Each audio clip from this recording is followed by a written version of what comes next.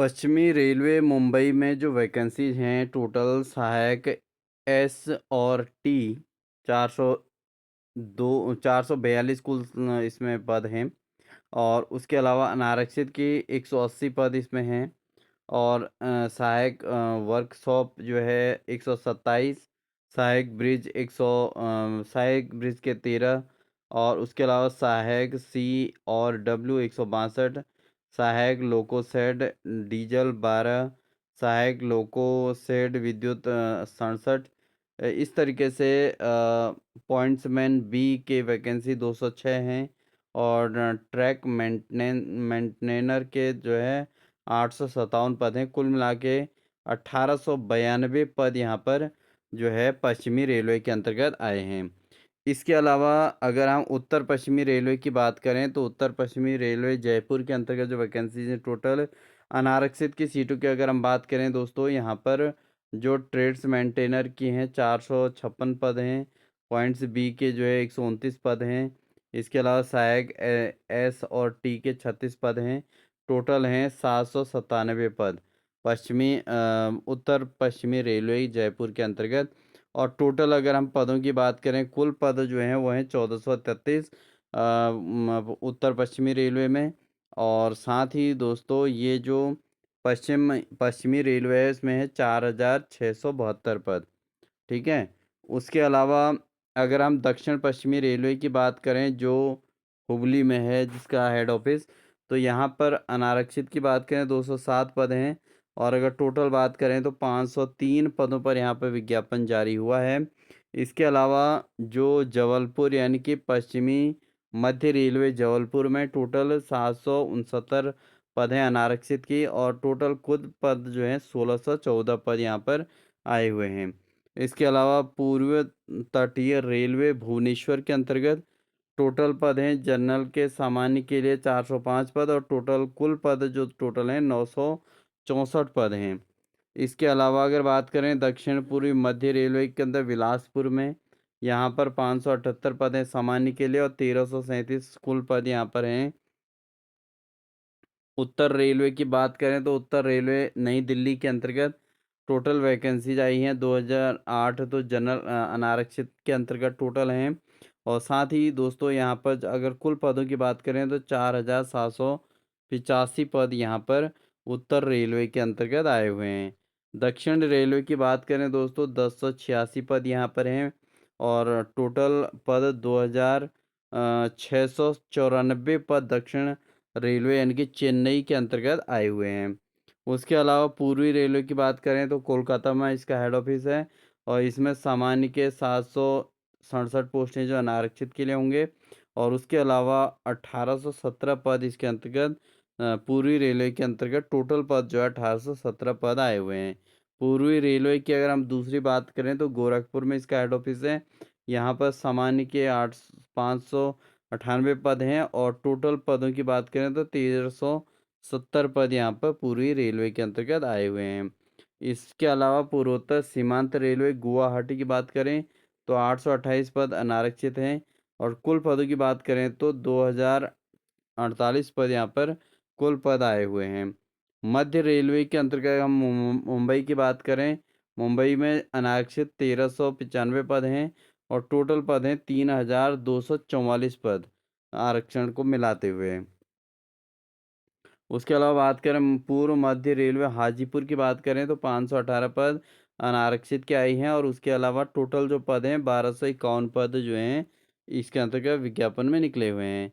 अगर बात करें दोस्तों प्रयागराज के उत्तर मध्य रेलवे की, तो यहाँ पर 988 पद हैं सामान्य यानी कि अनारक्षित के। और टोटल पद आए हुए हैं 2020। ठीक है। और उसके अलावा दक्षिण पूर्व रेलवे की बात करें दोस्तों कोलकाता, इसमें 408 पद आए हैं। और कुल पद हैं 1044 पद इसके अंतर्गत आए हुए हैं। उसके अलावा दक्षिण मध्य रेलवे सिकंदराबाद की बात करें तो 710 पद अनारक्षित के आई हैं। और 1642 पद कुल पद यहाँ पर रेलवे के अंतर्गत ये निकले हुए हैं।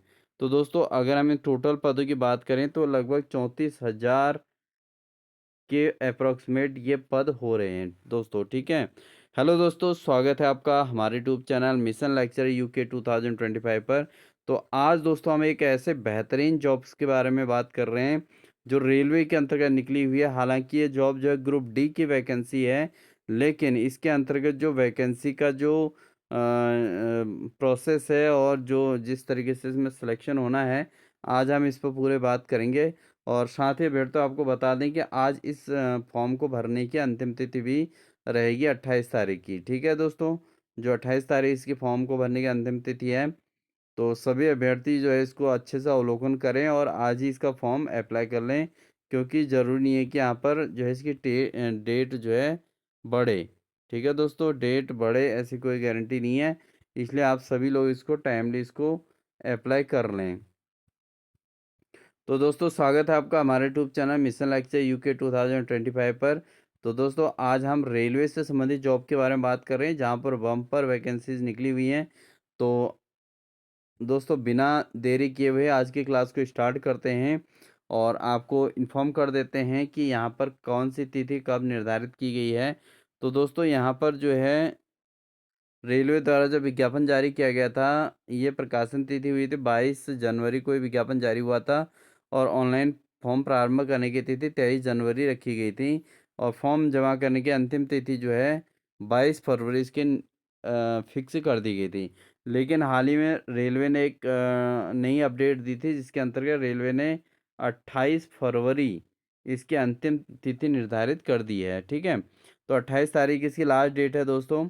और आवेदन करने की अंतिम तिथि 22, इन्होंने 24 दे रखा है शुल्क भुगतान की तिथि, बट यहाँ पर 28 तारीख को जो है फॉर्म और शुल्क जमा करने की अंतिम तिथि निर्धारित कर दी गई है। ये रेलवे से अपडेट निकल के आई थी। ठीक है दोस्तों? तो आप सभी लोग इसका फॉर्म अप्लाई कर लें।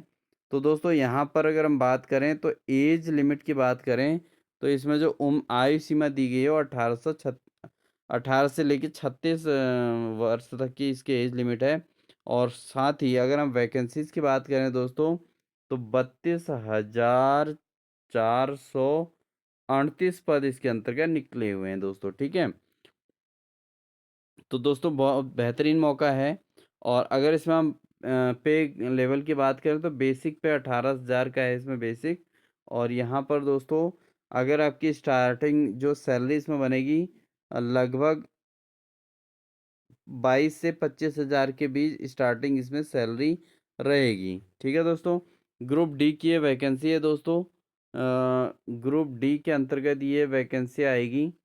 ठीक है? इसलिए आप पहले से प्रिपेयर होके चलें कि ग्रुप डी का आपको जॉब अप्लाई करनी है। क्या आपको ये सेंट्रल गवर्नमेंट की जॉब होती है दोस्तों। पहली बात तो ये है कि केंद्रीय मतलब सेंट्रल गवर्नमेंट की जॉब है। और रिक्तियों की संख्या 32,438 पद इसके अंतर्गत आए हुए हैं। तो काफ़ी अधिक मात्रा में इसमें वैकेंसीज आई हुई हैं। अच्छा खासा एज लिमिट भी इसमें दिया गया है, 18 से 36 वर्ष तक की एज लिमिट दी गई है दोस्तों। तो कहीं भी आप इसको अप्लाई कर सकते हैं और डेट जो है दोस्तों 28 फरवरी लास्ट तिथि इसकी है। मैं इसलिए बार बार कह रहा हूँ दोस्तों, क्योंकि इसकी डेट लगभग निकलने वाली है। तो अधिक से अधिक दोस्तों को शेयर कर लें। अभी जैसे आप वीडियो को देखते हैं, सीधे अपने दोस्तों को शेयर कर दें दोस्तों, कि अगर किसी को फॉर्म अप्लाई करना हो तो वो टाइमली इसको भर सकें। इसलिए फॉर्म चूके नहीं किसी का, इसलिए आप इसको ज़रूर एक दूसरे को शेयर ज़रूर कर लें। तो 32,000 पदों के लिए विज्ञापन जारी हुआ है दोस्तों एक साथ। और यहाँ पर दोस्तों साथ ही दोस्तों यहाँ पे लिखा है कि कोविड महामारी के कारण रेल भर्ती परीक्षा में भाग लेने से वंचित उम्मीदवारों को छूट प्रदान करने के लिए अधिकतम आयु सीमा में 3 वर्ष की एकमुश्त छूट देने का निर्णय लिया गया है। ठीक है दोस्तों?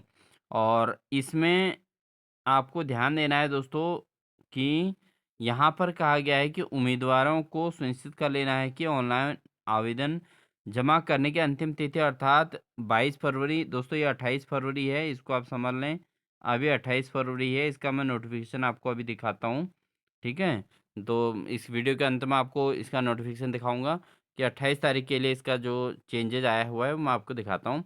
और इसमें जो है आप 28 फरवरी तक अपने पदों के निर्धारित योग्यता पात्रता की शर्तें पूरा करते हों। शैक्षणिक योग्यता के अंतिम परिणाम की प्रतीक्षा कर रहे अभ्यर्थी जिनके अंतिम परिणाम ऑनलाइन आवेदन जमा करने की तिथि बाद के बाद घोषित किए जाएँगे, उन्हें आवेदन नहीं करना चाहिए, ठीक है? इस चीज़ का आपने ध्यान देना है। ऑनलाइन आवेदन भरने से पूर्व उम्मीदवारों को सलाह दी जाती है कि इस अधिसूचना की ईसीएनएओ स्वयं आरआरबी की वेबसाइट पर उपलब्ध सभी अनुदेशों को सूचना को भली भांति पढ़ लें। उम्मीदवारों को सलाह दी जाती है कि वो सीईएन के पैरा 21 में निर्दिष्ट आरआरबी आरआरसी के केवल अधिकारी वेबसाइटों को ही देखें। नकली नकली वेबसाइटों का नौकरी झांसा देने वालों से सावधान रहें। ये बात इसमें स्पष्ट लिखी है। उम्मीदवारों के पास मोबाइल नंबर, वैध और सक्रिय व्यक्ति ईमेल आईडी होनी चाहिए और भर्ती की पूरी अवधि तक उन्हें सक्रिय रखना चाहिए, क्योंकि आरआरबी आरआरसी द्वारा भर्ती प्रक्रिया पूरी होने तक भर्ती से संबंधित सभी सूचनाएं केवल एसएमएस और ईमेल के माध्यम से भेजी जाएंगी। आरआरबी आरआरसी किसी स्तर पर मोबाइल नंबर और ईमेल के पते पर परिवर्तन के लिए किसी भी अनुरोध पर विचार नहीं करेगा, ठीक है दोस्तों? ये चीज़ आपने ध्यान देना है।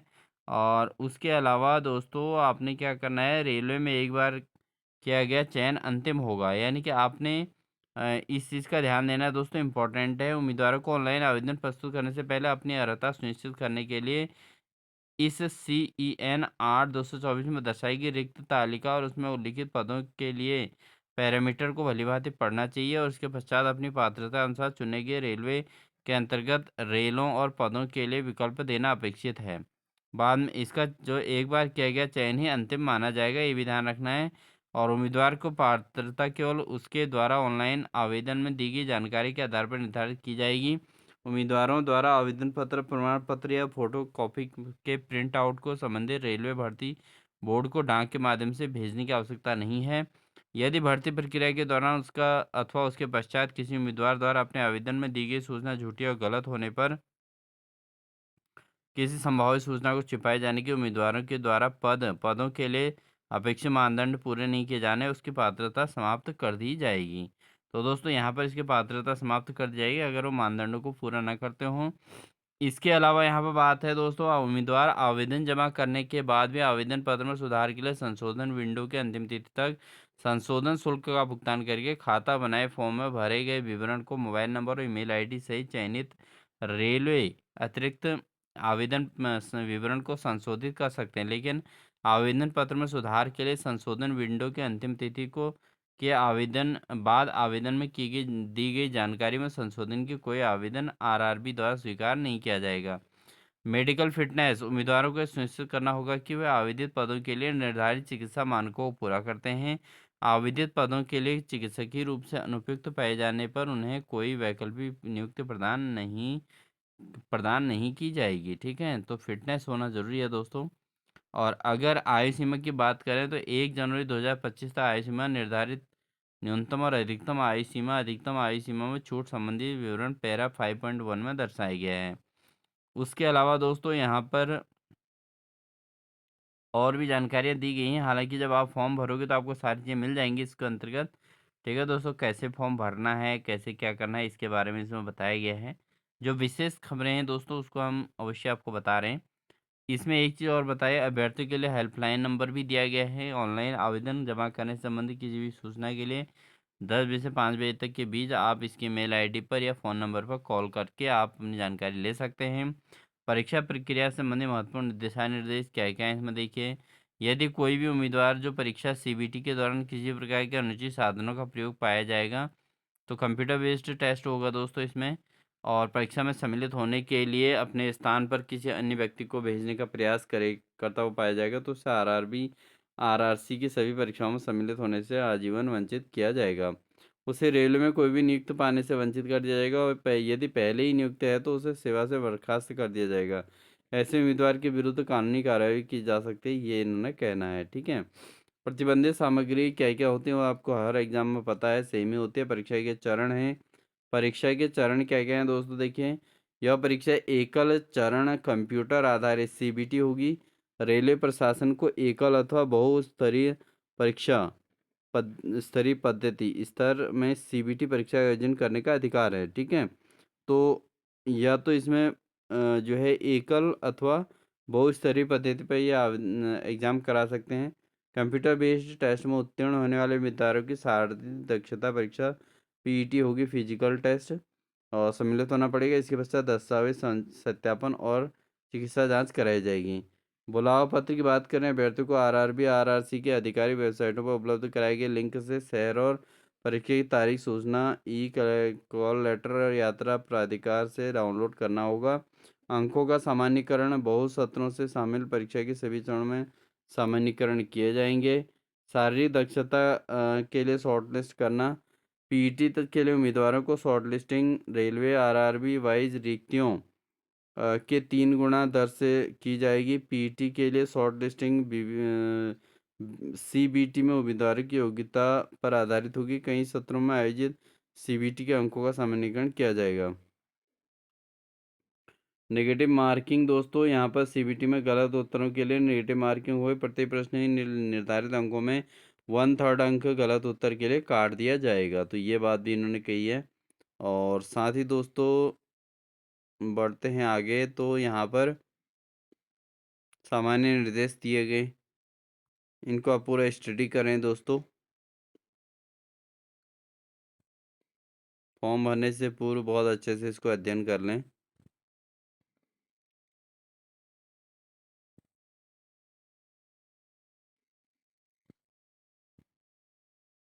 इसके अलावा यहाँ पर अनुचित ये निःशुल्क रेल यात्रा सुविधा, अनुसूचित जाति अनुसूचित जनजाति के उम्मीदवारों के लिए निःशुल्क स्लीपर क्लास रेलवे पास जारी किए जाएंगे। अनुसूचित जाति अनुसूचित जनजाति के उम्मीदवार जो यह निःशुल्क यात्रा प्राधिकार प्राप्त करना चाहते हैं, उन्हें ऑनलाइन आवेदन के समय संबंधित कॉलम में हाँ दर्शाना होगा और वैध जाति प्रमाण पत्र अपलोड करना होगा। ऐसे उम्मीदवारों के लिए निःशुल्क स्लीपर क्लास रेलवे पास ई कॉल लेटर का भाग होगा जब उन्हें भर्ती के विभिन्न चरणों जैसे सीबीटी, पीईटी और डीबी यथा लागू के लिए ऑनलाइन आवेदन में दिए गए अपलोड किए गए विवरण के अनुसार बुलाया जाएगा। निःशुल्क यात्रा प्राधिकार की सुविधा प्राप्त करने वाले उम्मीदवारों की जिम्मेदारी है कि वो ऑनलाइन आवेदन में रेलवे स्टेशन का सही नाम भरें। ऐसा न करने पर उनका उनका यात्रा प्राधिकार यात्रा आरक्षण मान्य नहीं होगा। आरक्षण तय यात्रा के दौरान आरक्षण क्लर्क और टिकट जांच करने वाले कर्मचारी उम्मीदवार की प्रस्तावित वास्तविक सत्यापन के लिए उन्हें जो है मूल प्रमाण पत्र ही मांगे। इस यात्रा के प्राधिकार के दुरुपयोग किए जाने के परिणामस्वरूप उम्मीदवार को आरआरबी आरआरसी द्वारा आगे की परीक्षाओं में प्रतिबंधित किए जाने के लिए चयन के किसी भी स्तर में उम्मीदवारी की रद्द कर दी जाएगी, ये कहा गया। तो निःशुल्क रेलवे सुविधा दोस्तों ये अनुसूचित जाति और अनुसूचित जनजाति के लोगों के लिए ही है बस, ठीक है। इस चीज़ का ध्यान दें, अन्य लोग इसमें जो है इस तरीके का उम्मीद ना करें। यह है दोस्तों इसमें हिसाब किताब, और बाकी आप चिकित्सा के मानक को देख लें बहुत अच्छे तरीके से। ये चिकित्सा के मानक हैं, इनको आप ज़रूर अध्ययन करके ही जाएं, फॉर्म भरें अगर आप ये पूरे करते हो तो। और राष्ट्रीयता की बात करें, भारत का नागरिक अथवा नेपाल का नागरिक अथवा भूटान का मूल निवासी, तिब्बती शरणार्थी जो भारत में 1 जनवरी 1962 से पूर्व भारत के स्थायी रूप से निवास करने की मंशा से आया है, अथवा भारतीय मूल का व्यक्ति जो पाकिस्तान, बर्मा, श्रीलंका, पूर्वी अफ्रीकी देश के केन्या, युगांडा, संयुक्त गणराज्य, तंजानिया, जाम्बिया, मालावा इन जगहों से निवास कर रहे हों और बशर्ते उपयुक्त की BCDE श्रेणी की उम्मीदवारी वाले व्यक्ति के संबंध में भारत सरकार द्वारा पात्रता प्रमाण पत्र जारी किया हुआ हो। ऐसे उम्मीदवारों को परीक्षा में प्रवेश दिया जा सकता है जिसके मामले में पात्रता प्रमाण पत्र जारी किया जाना आवश्यक हो। और इसके अलावा सामान्य रूप से निर्धारित आयु जो एज लिमिट है वो 18 से 33 वर्ष है। इस CEN के लिए लागू आयु जो है दोस्तों वो 18 से 36 वर्ष है। वैसे इसकी 18 से 33 है, बट 3 साल की इसमें एक्सटेंशन मिला हुआ है अभी, तो 18 से 33 से जोड़ के 36 हो गया है दोस्तों, ठीक है। तो इसलिए 18 से 36 वाले उम्मीदवार भर सकते हैं इसको एज के हिसाब से। और ये दोस्तों आपको पूरा एज का विवरण दिया गया है, पूरा एज का विवरण दिया गया है, आप इसको देख लें अच्छे से तरीके से, स्क्रीनशॉट ले लीजिए, यहाँ पर इसको स्क्रीनशॉट ले सकते हैं। और उसके अलावा दोस्तों यहाँ पर भी आप देख सकते हैं पूरे एज लिमिट का दे रखा है, और ये दे रखा है इसमें जन्म तिथि का हिसाब कैसे लगाना है, 18 से 36 वर्ष का। तो काफ़ी महत्वपूर्ण इसमें इन्फॉर्मेशन दे रखी है, आप देख सकते हैं। इसके अलावा दोस्तों यहाँ पर अभ्यर्थी की श्रेणी और शुल्क की बात कही गई है, परीक्षा शुल्क। तो यहाँ पर जो है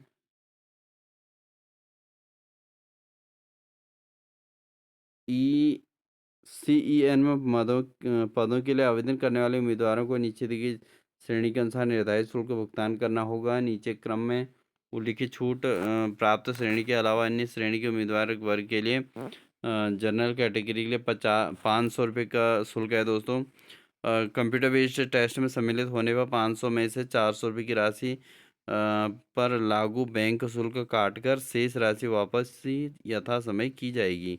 तो जो है 400 रुपये की राशि पर लागू जो शुल्क होगा, उसके अलावा वो काट कर बाकी पैसे वापस कर दिए जाएंगे दोस्तों, ये कहा गया है।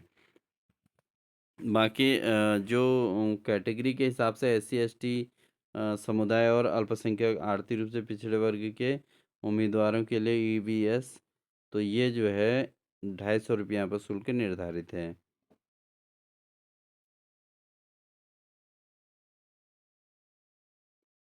ठीक है दोस्तों, तो ये है इसकी इन्फॉर्मेशन। तो आप ज़रूर अपना फॉर्म अप्लाई कीजिए दोस्तों, ग्रुप डी का फॉर्म है। तो जो लोग इसके लिए इंटरेस्टेड हैं वो इसको ज़रूर फॉर्म अप्लाई कर लें और अपने छोटे भाई बहनों को भेज दें कम उम्र के बच्चों के लिए।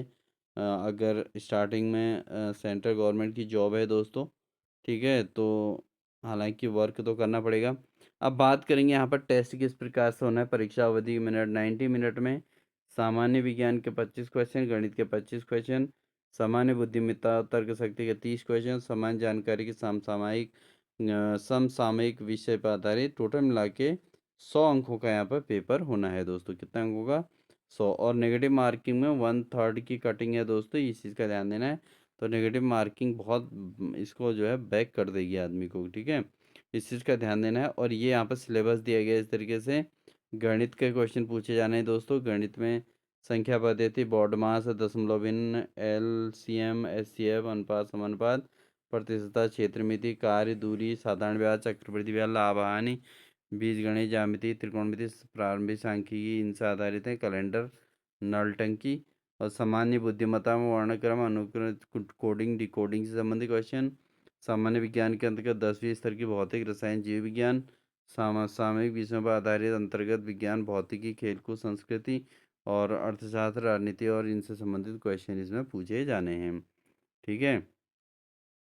उसके अलावा फिजिकल अगर बात करें तो दोस्तों फिजिकल में पुरुष अभ्यर्थियों के लिए क्या क्या इसके अंतर्गत होने वाला है। तो पुरुष अभ्यर्थियों के लिए 35 किलोग्राम वजन को उठाकर 2 मिनट में एक चांस में वजन को नीचे गिराए बिना 100 मीटर तक ले जाने की सक्षम होना चाहिए।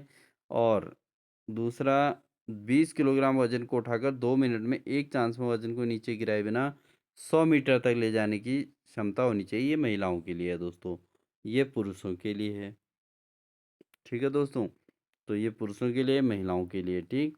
पुरुषों के लिए 35 किलोग्राम वजन को उठाकर 2 मिनट में एक चांस में वजन को नीचे गिराए बिना 100 मीटर तक ले जाने के सक्षम होना चाहिए।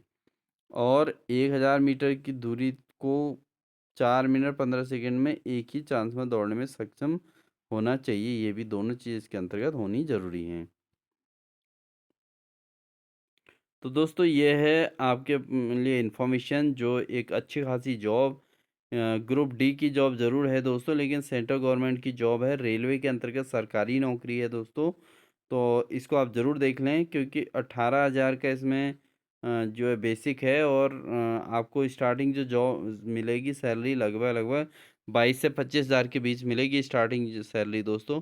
और वैकेंसीज बहुत ज़्यादा हैं, इसलिए जो है आप फॉर्म अप्लाई ज़रूर करें और कोशिश करें कि इसमें आप सिलेक्शन ले लें, ठीक है। और अगर आप इससे बड़ी जॉब की तैयारी में हैं, क्योंकि हमारा जो चैनल है इसके अंतर्गत प्रवक्ता और जो है प्रवक्ता लेवल की तैयारी के लिए चैनल है।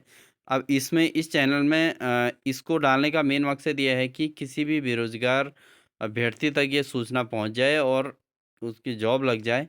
तो इसके लिए आप इसको ज़रूर शेयर कर दें दोस्तों अपने दोस्तों को, ठीक है। और आप अपने अगर अच्छी तैयारी करके आप अपनी जॉब लेक्चरर में, टीचिंग में ही जॉब चाहते हैं, तो रेलवे के अंतर्गत टीचिंग की भी वैकेंसी निकली थी, जिस पर हमने चर्चा की थी। आपने उस पर ज़रूर फोकस किया होगा। हमारे प्लेलिस्ट में जाके देख सकते हैं।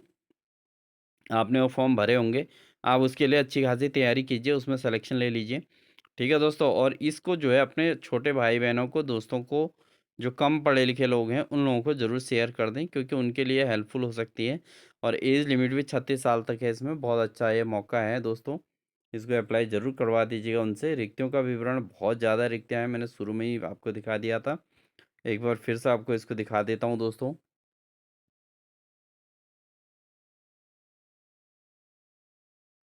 पश्चिमी रेलवे में टोटल 4,672 वैकेंसीज़।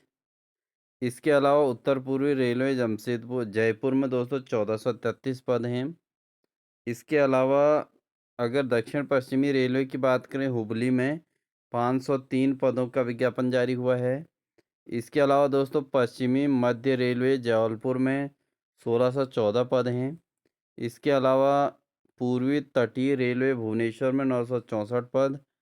इसके अलावा दक्षिण पूर्व मध्य रेलवे बिलासपुर में 1337 पद हैं। पदों का विवरण डिस्ट्रीब्यूशन भी किया गया है दोस्तों, उसको हम इतना डिटेल नहीं पढ़ पाएंगे। उत्तर रेलवे नई दिल्ली में 4,785 पद इसमें निकले हुए हैं दोस्तों। इसके अलावा आपका दक्षिणी रेलवे चेन्नई में 2,694 पद निकले हैं। और साथ ही दोस्तों पूर्वी रेलवे कोलकाता में 1,817 पद निकले हुए हैं। और पूर्वी रेलवे गोरखपुर की बात करें तो 1,370 पद निकले हुए हैं। इसके अलावा पूर्वी पश्चिमांत रेलवे गुवाहाटी में 2,048 पद निकले हुए हैं। और साथ ही मध्य रेलवे मुंबई में 3,244 पद निकले हुए हैं। और इसके साथ ही पूर्वी मध्य रेलवे हाजीपुर में 1,251 पद निकले हुए हैं। और साथ ही उत्तर मध्य रेलवे प्रयागराज में 2,020 पद निकले हुए हैं। और उसके अलावा दोस्तों यहाँ पर दक्षिण पूर्व रेलवे कोलकाता में 1,044 पद निकले हुए हैं। और साथ ही दोस्तों दक्षिण मध्य रेलवे सिकंदराबाद में 1642 पद यहाँ पर निकले हुए हैं दोस्तों।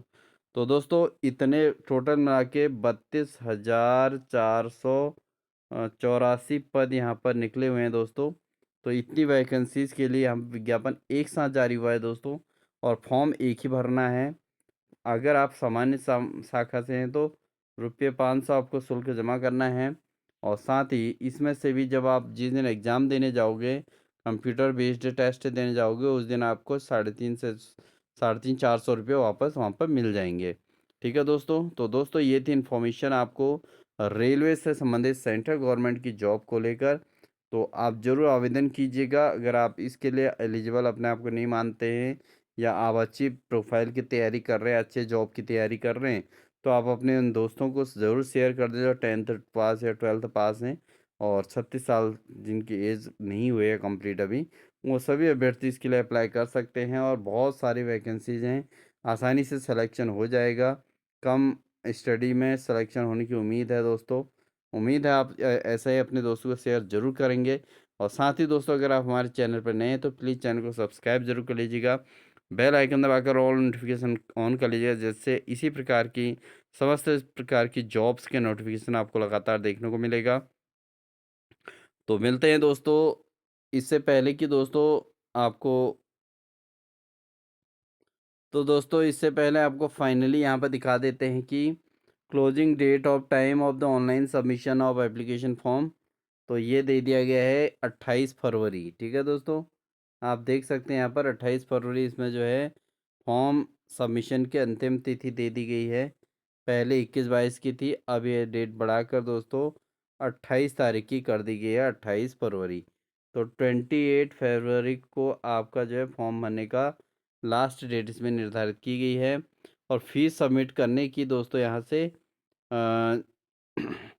पहले 22-23 फरवरी थी, लेकिन अब इसकी फ़ीस सबमिट करने की क्लोजिंग जो डेट है दोस्तों वो है date of application fees payment after closing date 28 फरवरी 2025 को। अब जो है पहले तो 23 फरवरी थी, बट जब डेट चेंज होगी तो 1 मार्च और 2 मार्च तक इसकी डेट दे दी गई है फीस सबमिट करने की। ठीक है दोस्तों, और 3 मार्च तक जो है date of time of the modification window for modification of application form, ये 3 तारीख निर्धारित की गई है। तो ये है दोस्तों आपकी मेन डेट और उम्मीद है आप सभी लोगों ने जानकारी कैप्चर कर ली होगी। तो आप फॉर्म ज़रूर अप्लाई करेंगे और साथ ही नहीं आप नहीं करेंगे तो अपने परिवारजनों, अपने रिश्तेदारों को ज़रूर शेयर कीजिएगा दोस्तों, अपने दोस्तों को शेयर कीजिएगा जो कि इस के हिसाब से एलिजिबल हैं। 10th इसमें क्वालिफ़िकेशन है।